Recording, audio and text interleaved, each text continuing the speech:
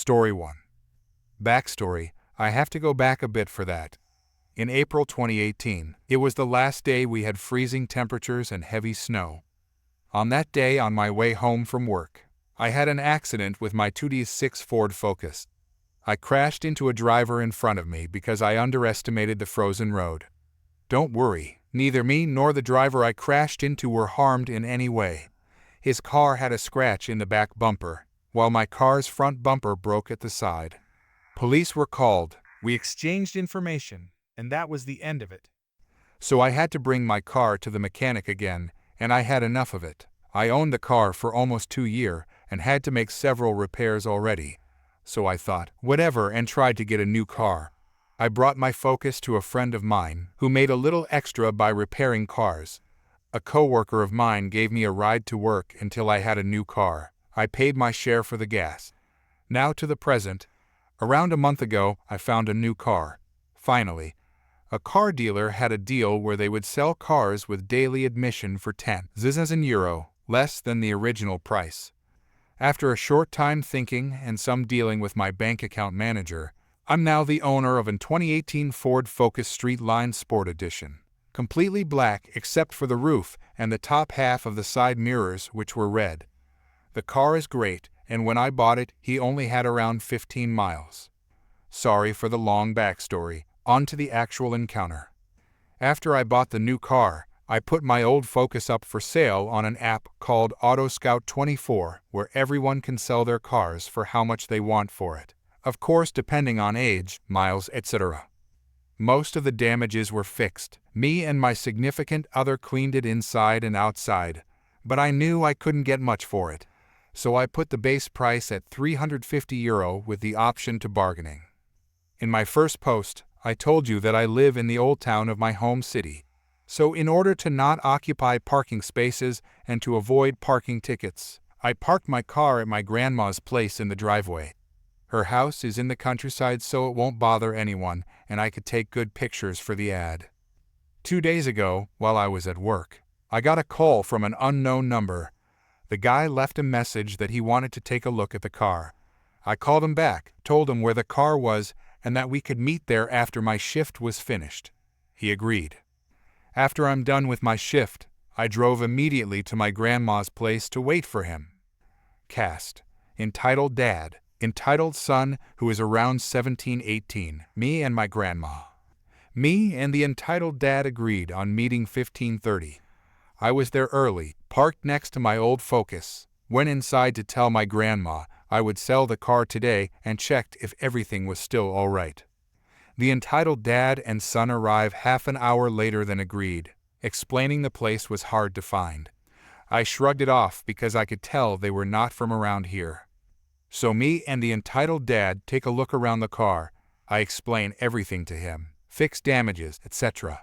He asks me about how many miles, the HP, etc., the usual stuff. While I talked with the entitled Dad, I noticed that the entitled Son wasn't paying any attention. The car was supposed to be for the son according to the Dad. The son rather likes to take a look at my new Focus instead. Entitled Son: damn, that's a nice ride. Me: thanks. Can I take a ride? Now I'm very picky about my new car, but who wouldn't? And by the way, I had a feeling he didn't have his driver's license for very long. Me: sorry, not happening. I just got the car a few weeks ago. Entitled Dad: come on, let the boy have a little fun. Sorry, it's still not happening, and by the way, we were talking about my 2006 Focus, not my new one. But I like this car. You heard him, he likes this one, so how about you sell us this one instead? Yeah, right, and how much would you pay me anyway? Well, the ad said €350. Yes, for the 2006 Ford Focus. Fine. I'll give you €3,000 for the new one. Are you serious? I paid €30,000 for that car. €30,000 was the original price, but with the deal I got it for €20,000. Well, you drove the car for a while, and that's a price drop. Sorry, this is leading nowhere. We are done. I turned to my car, pulled the key out of my pockets, and just wanted to go home. "Dad, I want the car." The dad grabs me by the arm. You heard him hand over the keys. Now I'm a little heavy, but I'm still strong enough to fight if I have to. Me. I said no, and I would recommend you let me go now. While my eyes were staring at the dad, the entitled son snatched the keys from my hand, unlocked the car, and jumped in. I immediately freed myself from the dad and ran to the driver's door of my car. The little jerk locked the door so I couldn't get inside. So I did the only thing I could and stood behind my car to prevent him from leaving. He could only back out of the driveway. Me. Tell your kid to get out of the car before I call the police. In the commotion, my grandma came outside. Grandma, what's going on? Me. Grandma, go inside and call the police. They try to steal my... I couldn't finish my sentence because the dad shoved me aside so his entitled son could drive away. Well, he surprised me. I hit the ground hard and they drove off in my car, while leaving their car behind. I immediately grabbed my phone and called the police. As I mentioned in the backstory, my new Focus was completely black except for the roof and the top of the side mirrors, which were red, which means that cars stood out among the most which are around our home city. It took the police 10 minutes to arrive. One of the officers took my and my grandma's statement, while the other one radioed his colleagues from the neighboring towns the description and license plate of my car. About an hour later, they came back to the house with my car. The two policemen jumped them at sight, pulled them out of the car and cuffed them. The entitled dad tried to talk him and his son out of the situation by telling the police they only did a test drive. The police had none of their BS and escorted them away. They asked me if I wanted to press charges, and I agreed. More importantly, I checked my car for damages. It was around 20 miles more than before, and I found ash and cigarette buns in my back seat. Story 2. When I was in high school back in the late 90s, one of my teachers shared a story with the class in order to explain why we would have a substitute teacher next week. This is by far my favorite story in the vein of malicious compliance. My teacher was in his late 30s, married for only a couple of years, and over the summer he and his wife bought their first house together. As is typical, the house was in a development that had an HOA. While he wasn't thrilled at the idea of a meddling HOA, it is a necessary and unavoidable evil. He went through their CCRs with a fine-tooth comb and decided that while there was some stuff he wasn't a fan of, overall he could live with it, so they signed the papers and bought the house. About a week after they move in, they get a non-compliance letter stating that the tree in their front yard was not an approved species and must be removed. Problem is, the tree was native to that spot, was estimated at 80 to 100 years old, and was a pecan. I mention the type for two reasons. First, a pecan produces nuts obviously, and that is why the HOA said it can't be in the front yard. After all, a lawnmower flings a rogue pecan through a neighbor's window, and there will be an issue. The second issue is that this was in the Dallas, Texas area. The pecan is the state tree of Texas, and as such gets a little legal protection. Basically, to cut one down you need to have a permit. To get that permit, you have to show the tree is diseased or a hazard. Just being in the way is not sufficient. My teacher is upset as the tree is large, provides lots of shade, and he likes eating pecans. He writes back to the HOA, who turn a deaf ear and point to the CCR and refer him to their legal team for any further questions. He then contacts the county and state, who both come back with he can't remove the tree without a permit, or he will face a large fine and/or jail. He copies that letter and sends it along with his own letter in a certified envelope to the HOA lawyers. The lawyers come back that the CCR is binding. He is not allowed to have fruit or nut-producing trees in his front yard. But ornamental trees of flowers and flower pots, this part is important, or fine. If it isn't removed in 30 days, they will begin fining him. At this point, he gets his own lawyer and turns it over to him.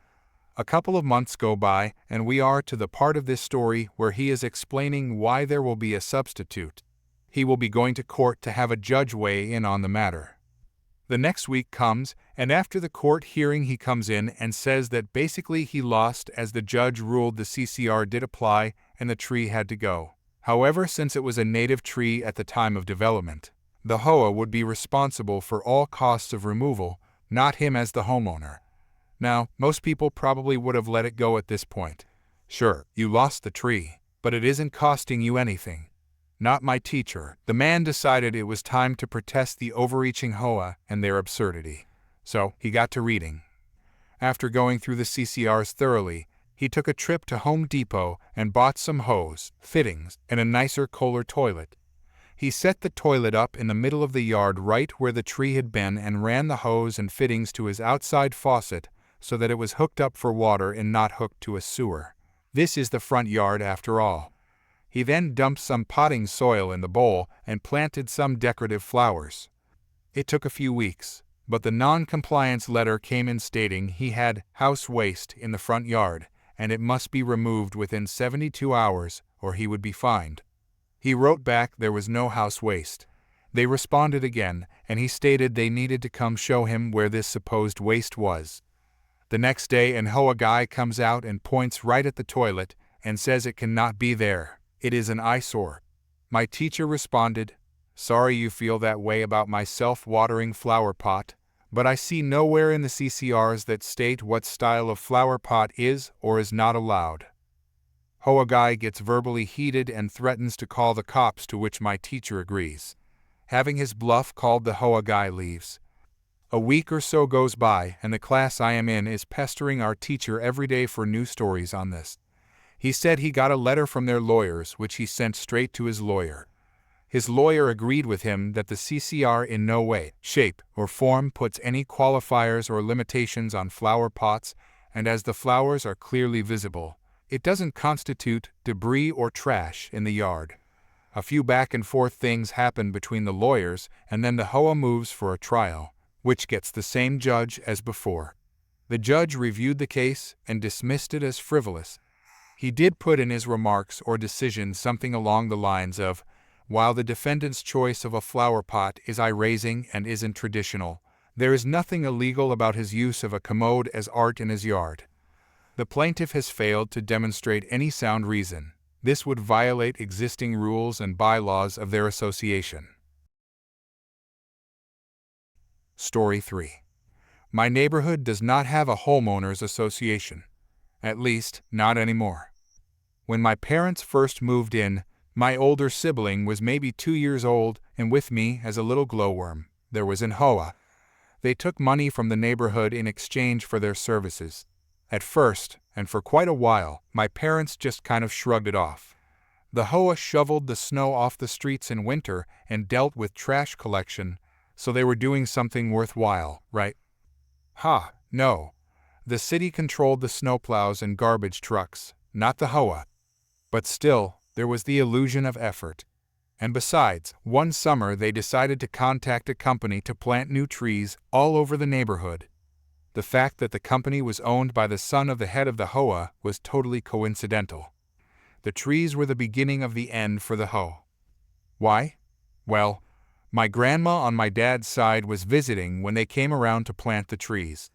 My grandma, who is a certified master gardener, and so she stared through the windows of our house as the guys planting the trees just dropped the saplings on the grass, still with their roots inside the bag they came in. No holes dug, no holes cut, just a bagged sapling lying on the grass like a pathetic and sad stick. The saplings laid there all night. No one came back to actually do their job and plant them. My master gardener grandma mentioned offhand that those saplings were going to die unless they got in the soil. And something clicked in my mom's head. She was paying the HOA money, actual money, every month, while both she and my dad worked, taking care of 2 very little kids, sending us to daycare and preschool and arranging babysitters and feeding us. And the homeowners association was just going to pull this crap instead of do what she's paying them for? No way. So she showed up to the head of the HOA's house and basically demanded that the trees get planted properly, like she's apparently paying for them too. The head of the HOA, so excited for someone actually caring about the neighborhood, made their second mistake. They asked if Mom wanted to join the HOA. She agreed. The trees were planted, but most didn't make it. My grandma was right. First things first, my mom showed up to the next HOA meeting. There were like 5 people there. No wonder they asked Mom to join. They desperately needed the people. So Mom looked at this collection of white people, herself included, who weren't even paying money to the HOA like the rest of the neighborhood. All the contractors the HOA called in were close relatives of other HOA members and weren't paid by the HOA. After all, they're family. So my mom started digging. She spent pretty much a full summer taking down the HOA before she had to go back to teaching in the fall. With me carted along after her and my sibling old enough to be in school or daycare, she dug through the years of paperwork detailing the HOA's financial situation, and she found something extremely enlightening. The HOA didn't actually do anything. Well, they didn't do anything to benefit the community. Everything they claimed to do was either covered by the individual homeowner or by the city itself, so they were collecting money from all the neighborhood residents under false pretenses. And actually, they weren't even supposed to be in our neighborhood. Their association's zone was a whole different neighborhood. So what is a working mother of 2 small children to do while her husband is off at work and she's off for the summer? She goes door to door with pamphlets, me and my sibling in a stroller as she weaves her way through the neighborhood blocks. Pamphlets explaining the situation and how to stop paying for services you'll never get. Pamphlets that are, of course, written in both English and Spanish to account for the high amount of Latino and Hispanic people in our neighborhood. And naturally, she got a lawyer and an accountant. It put a major dent in her pocket, but if it meant the entire neighborhood wasn't exploited for money each month, it was worth every penny. Another HOA member helped her sift through the documents and data and pass out pamphlets and encourage people to show up to the meetings, but had to back out because of work-related reasons. My mom rolled up to the courthouse flanked by the lawyer and accountant, her kids safe at home with her husband, and had more than enough evidence to get the homeowners association the heck out of her neighborhood, expose the fraudsters for the frauds they were, and make sure that no HOA would ever push their luck in our neighborhood. It's been almost 19 years, and no one's even tried making another homeowners association in our neighborhood. Story 4. This happened during my summer job at the city zoo, where I mostly helped out in the gift shop and occasionally with guest services. The zoo was usually a peaceful place, a haven for both animals and animal lovers. That was until the day Karen decided to pay us a visit. It was a very hot day, and the zoo was buzzing with families and excited kids. I was stationed near the primate exhibit, making sure guests followed the rules: no feeding the animals, no tapping on the glass, the usual stuff. That's when I spotted her, the woman who'd soon turn this ordinary day into utter chaos. Karen, as we'll call her, was hard to miss. Clad in designer clothes and oversized sunglasses, she walked through the zoo like she owned the place, her unfortunate husband and 2 kids trailing behind. They stopped at the primate exhibit, and that's when the trouble started. One of our oldest and most beloved gorillas, Max, was lounging near the glass. Karen's kids seemed fascinated, but Karen herself was less impressed. She started complaining loudly about how lazy and boring the animals were. I tried to explain that it was nap time for many of the animals due to the heat, but Karen wasn't having any of it. Then the unthinkable happened. Karen reached into her oversized bag and pulled out a bag of peanuts, tossing them at Max. I immediately stepped in. "Ma'am, please don't feed the animals. It's dangerous for their health." Karen snapped back. "Don't tell me what to do. We paid to get in here, and we'll do what we want." Despite my protest, Karen kept throwing peanuts, which was when Max finally lost his patience. He let out a loud roar and charged at the glass. The kids screamed, and Karen's husband finally stepped in, trying to pull her away. But Karen was on a roll. She turned her fury on me. "This is your fault. You're upsetting the animals." Before I knew it, she had thrown her iced coffee at me, drenching my uniform. I was stunned, coffee dripping down my face, when my manager arrived. He had heard the commotion and came to see what was going on. My manager tried to calm Karen down. but she was beyond reason, accusing us of mistreating the animals and threatening to sue. That's when Karen made her biggest mistake. In a fit of rage, she tried to shove past my manager to supposedly free the animals. My manager caught her arm to stop her, and that's when she slapped him across the face. That slap was the last straw. My manager radioed security, and within minutes, the zoo security escorted a kicking and screaming Karen away, much to the relief of everyone around, especially her embarrassed family. The aftermath was that Karen was arrested for assaulting a zoo employee, and we later found out she was banned from several other establishments for similar behavior. Story 5. This is going to be a somewhat long story, but I need to provide some background information first. I am currently homeless and have been single for a year now. It all started when I got sick at work and began experiencing seizures. I was working as a crane operator, but once seizures became part of my life, I lost the ability to operate any heavy machinery. My ex-wife started cheating on me almost immediately after my condition began, and after a bitter divorce, I spent 3 years fighting to get on disability in Canada without a proper diagnosis.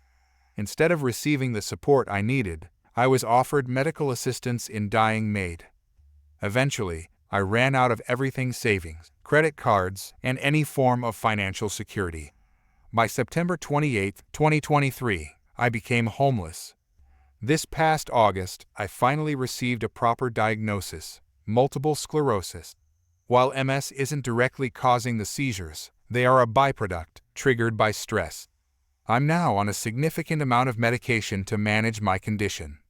In June, I left Toronto for a job opportunity 6 hours north in Sudbury. Unfortunately, the company decided not to hire me because I didn't have a fixed address. Thankfully, I found part-time work and have been holding on to that job ever since. Now that the background is out of the way, here's what happened recently. I don't receive any government support, so I have to pay for my medication out of pocket, which is incredibly expensive. Both of my paychecks go toward covering the cost of my prescriptions. I make a little extra money through YouTube, which helps me survive. Though it isn't much, I currently live deep in the woods near Sudbury. It's a 3-hour walk to town unless I can hitch a ride, which reduces the trip to about 15 minutes. On Wednesday, I went into town to fill this month's prescription. After dropping off my order at the pharmacy, I was told it would take 3 hours to prepare. With nowhere else to go, I waited at the small indoor shopping center. There's a bench in the hallway near the pharmacy with an electrical outlet where I can charge my phone. I sat there, as I often do, while waiting for my medication. I tried to maintain a clean appearance despite being homeless. My shirt was clean, and I keep myself well groomed. The only giveaway might be my slightly muddy boots, which get that way from walking through the woods. About an hour into my wait, a woman with a stroller carrying a dog, not a baby, walked by and glanced at me. She kept going without saying anything. 15 minutes later, she returned and asked, "You're still here?" I replied, "Yeah, just waiting on my script." In Canada, script is a slang term for a prescription. She left again, but within 5 minutes, 2 security guards approached me. They informed me it was time to leave, claiming I was trespassing and had no legitimate reason to be there. I explained that I was waiting for my prescription, but they accused me of lying and said they had received a complaint about a homeless man sitting on the bench all day, allegedly begging for money. For context, I have a lot of pride. I don't beg, borrow, or steal. I calmly responded, "I'm just sitting here charging my phone, waiting for my medication." The guards issued an ultimatum: leave the mall, or they would call the police. Not wanting any trouble, I left and walked to a nearby park near a bar, sitting outside in the cold while it snowed. After waiting for another hour, I called the pharmacy to check if my prescription was ready.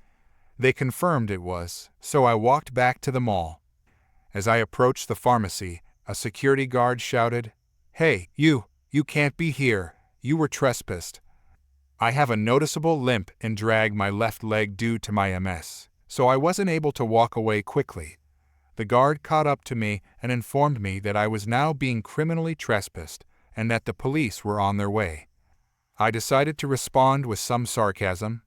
"Oh, so you're trespassing me from the place where my pharmacy is the one I need for my medication? Sounds like discrimination to me." The guard stammered before replying, "Well, I'm going in with you. If you're lying, you're going to jail." I laughed and said, "All right, let's go." When we reached the pharmacy counter, the guard tried to grab my pickup slip to inspect it. I warned him, "If you touch my belongings, I'll assume you're trying to harm me, and I'll defend myself." I also raised my concerns with the pharmacist, who assured me they would address the issue with the security company. To this day, I can't stand overly aggressive security guards or people who jump to conclusions.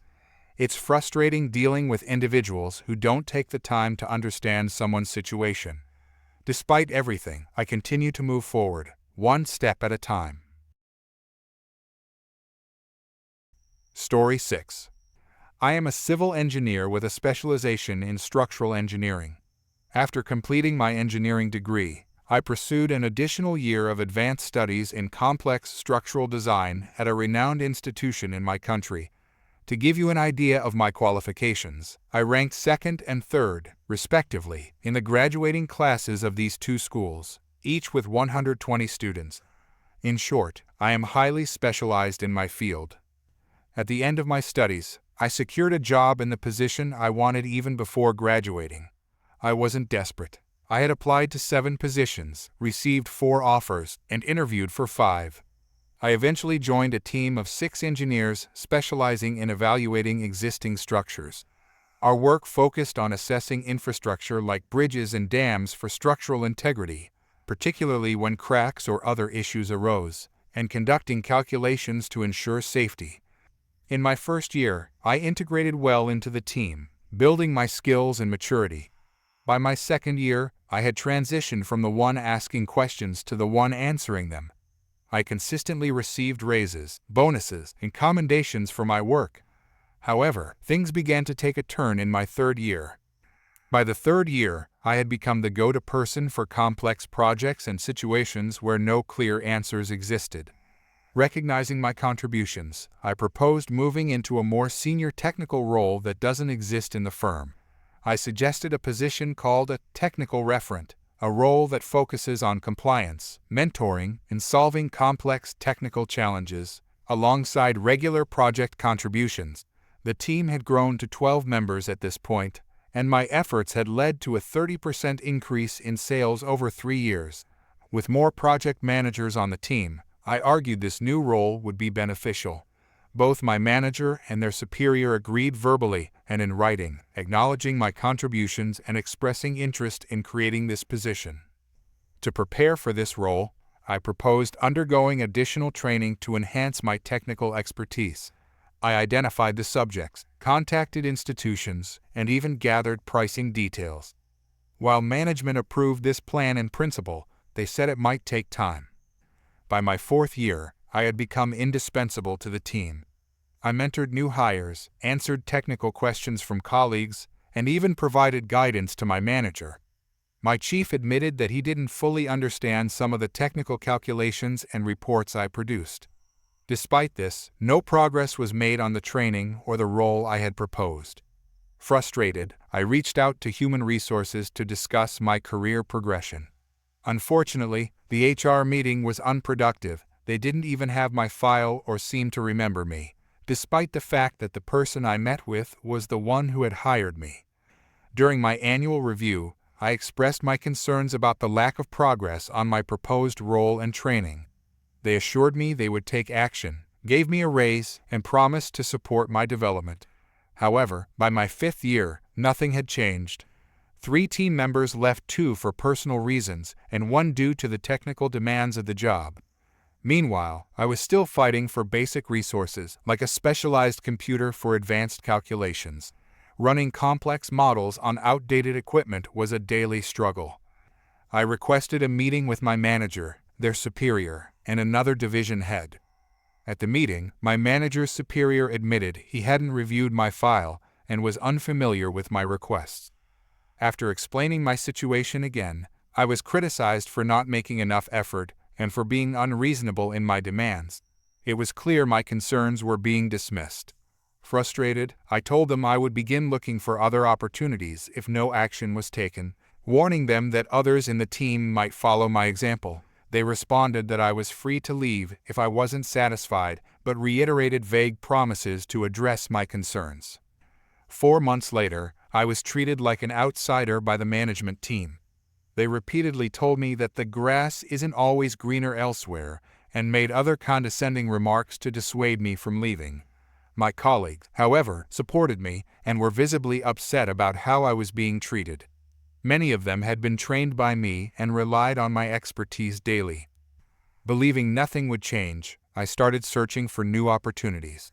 Within a short time, I received 3 interview invitations and 2 offers. I accepted a position with better pay, fewer hours, more benefits including a company car, and a national-level technical role.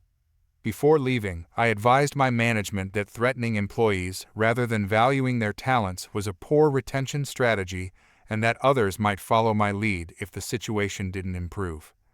The fallout was significant. 2 team members resigned within 6 months after I left, citing the same frustrations.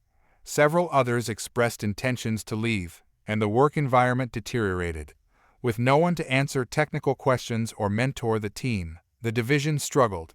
Sales dropped back to their levels from 5 years prior, a 35% decrease in just 9 months. Former clients contacted me to express concerns about the team's capabilities and their distrust of my former manager. Today, the division is in disarray. The remaining team has minimal experience, with the most senior member having just 10 months of tenure. The division has lost major contracts and now avoids taking on challenging projects due to a lack of expertise. Reflecting on this experience, I encourage anyone starting their career to recognize their worth early. Understanding your value can help you navigate your career and avoid situations where your skills are underappreciated. Story 7. I work in tech support, a call center, essentially, where I help clients troubleshoot computer issues. When someone calls, we document everything: their name, the reason for the call, and the solution. During a team meeting, one of my higher-ups, Paula, announced that if a client calls back about the same problem in a short time, whoever ultimately fixes the issue gets full credit for the work. For context, I'm not here to be super-it. I'm not chasing metrics or accolades. I clock in, do my job, clock out, and collect my paycheck. That's it. One day, I get a call from a client who says they just spoke to someone else, John, a coworker who had gone to lunch, and were told to call right back. I ask if they want me to transfer them to John's voicemail, but they ask, "Can you just help me?" Sure thing. I recognize the problem, fix it in about 20 minutes, and update the record. Per procedure, I put my name down as the technician who resolved the issue, but I also added John's name in a footnote so he'd still get partial credit. This wasn't required, I just did it to be considerate. Fast forward, John gets back from lunch and immediately comes over, demanding to know why I took his name off the record. No greeting, no small talk, just straight into accusations.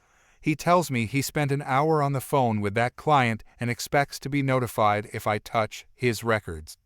For context, John and I don't talk unless absolutely necessary. He's cold, and today was no exception. I let him finish, then calmly explain how I got the call, how the client didn't want to wait, and that I followed procedure. I also pointed out that I included his name for partial credit, even though I didn't have to. His response: "Oh, I didn't see that," followed by a mumbled thanks as he walked away. No apology, no acknowledgement that he overreacted. At the next team meeting, my boss announced a new rule. Moving forward, the first person to speak to the client gets full credit. I asked for clarification since this contradicted what Paula had previously told us, but the boss reiterated, "This is how we're doing it," and quickly moved on. I could tell exactly where this change came from, but I kept my mouth shut. Here's where things got interesting. John's strategy is all about quantity. He rushes through calls to boost his calls taken metrics, often leaving issues unresolved. My approach is different. I focus on fully resolving problems during the call so the client doesn't have to call back. With the new rule in place, things started to shift. Whenever a client called back about an issue John had previously fixed, I reopened the record, included my updates as footnotes, and left the record in his workflow for him to resolve. Since John doesn't take the time to read footnotes carefully, he now reaches out to me for clarification. I don't rush to respond. Everything he needs to know is already in the notes. But because of his incomplete work, he often has to call the client back to confirm the fix, doubling or even tripling his workload. Where we used to interact maybe once a quarter, John now contacts me at least once a week, sometimes more. His insistence on taking full credit for every call has turned into a self-inflicted nightmare. Meanwhile, I keep doing my job the same way I always have, documenting everything properly and ensuring the client is satisfied before ending the call. It's funny how things turned out. John's push for credit ended up highlighting his rushed approach, and now he's stuck doing twice the work to maintain his metrics. Meanwhile, I'm still here, doing my job, collecting my paycheck, and letting the system work itself out. Sometimes, you don't have to do anything extra, just let people's choices come back to bite them.